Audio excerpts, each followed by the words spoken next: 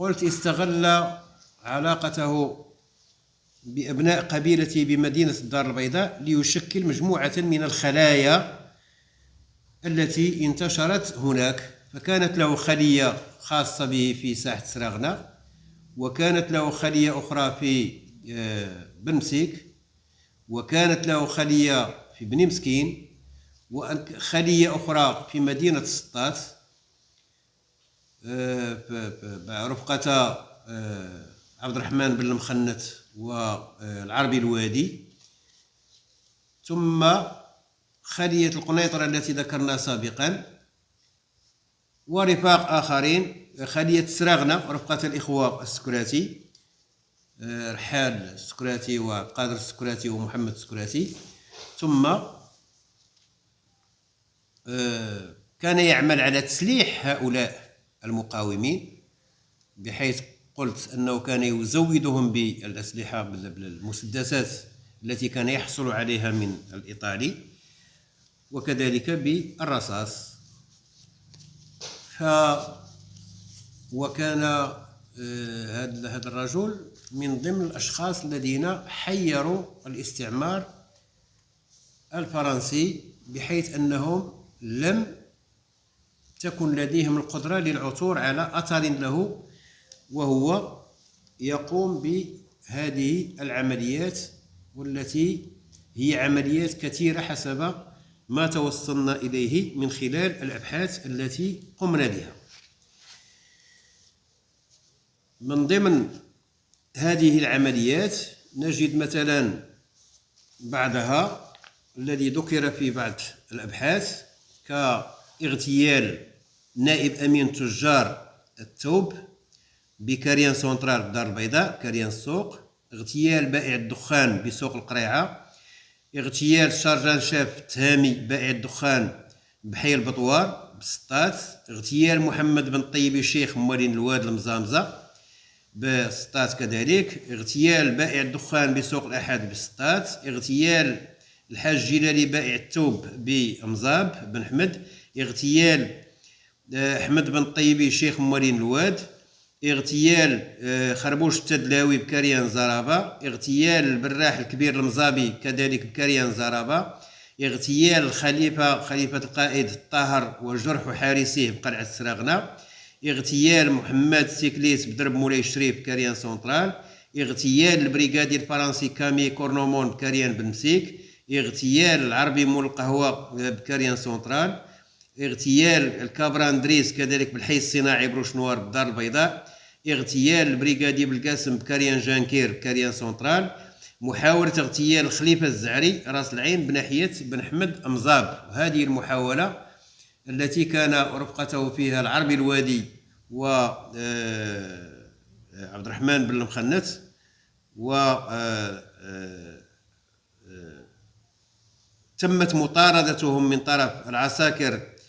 الفرنسية التي توافدت من بن حمد من دار البيضاء من سطات، وكانت مطاردة طبيعة الحال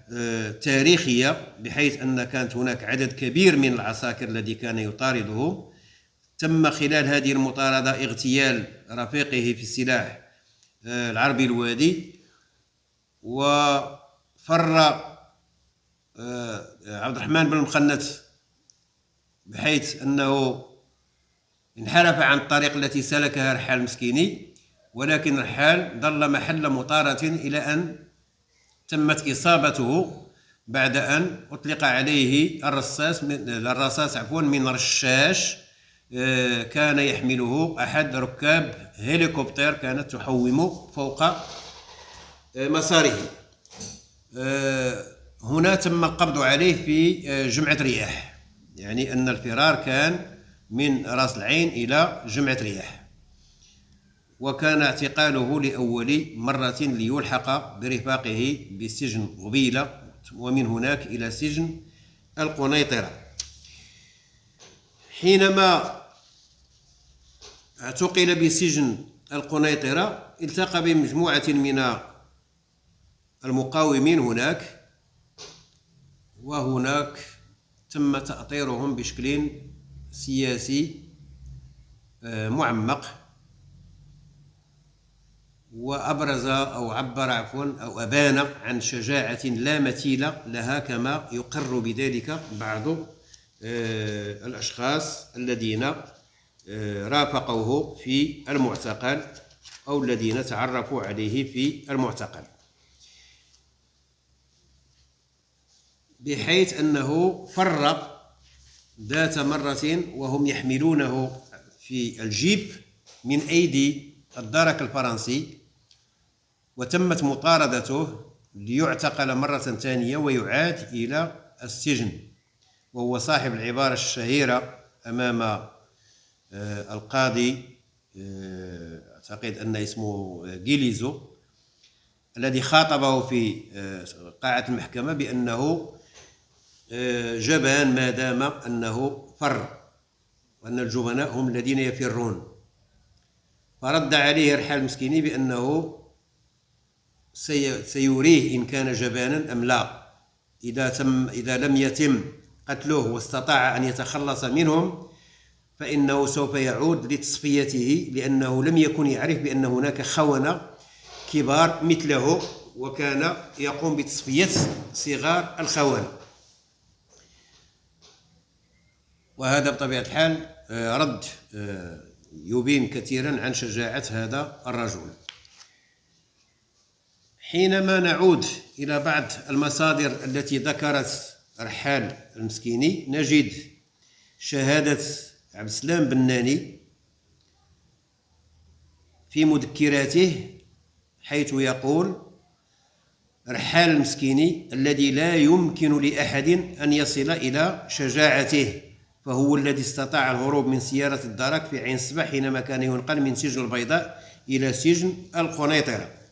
والصورة هنا لبناني رفقة مجموعة من المعتقلين بسجن غبيلة بمدينة الدار البيضاء. نجد كذلك شهادة للفقيه البصري حينما عاد من المنفى، بحيث أنه أفرد لرحال المسكيني عمودا كاملا تحدث فيه عن المقاومة، وأعطى المثال بهذا الرجل معتبرا أنه فدائي كبير، بحيث يبدأ حديثه بقوله: رحال المسكيني الذي لعب دورا بارزا سواء بالمقاومة أو بتنظيم وتنفيذ الهروب من سجن القنيطرة، الذي انفتح فيه الباب على مصراعيه لإخراج كل من كان ملفه يحمل تهمة الإعدام.